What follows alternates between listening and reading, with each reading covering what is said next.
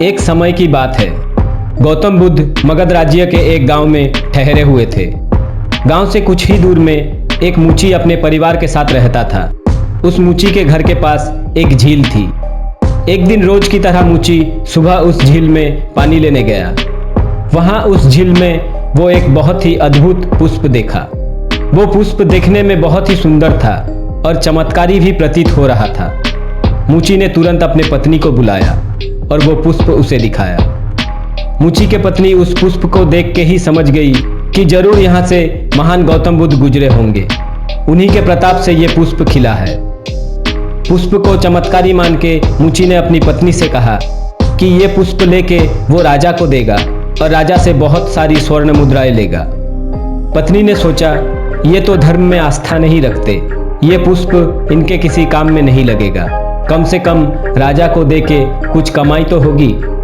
पत्नी की सहमति लेके मूची राजमहल की तरफ निकल पड़ा।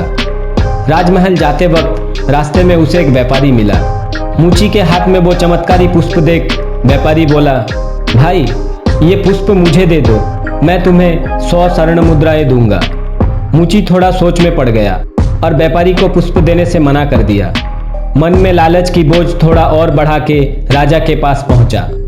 राजा ने उस चमत्कारी पुष्प के लिए मूची को 1000 स्वर्ण मुद्राएं देने का प्रस्ताव दिए। मूची हैरान हो गया। वो सोचने लगा कि इस पुष्प में ऐसा क्या है जो राजा मुझे 1000 स्वर्ण मुद्राएं देने के लिए तैयार हो गए।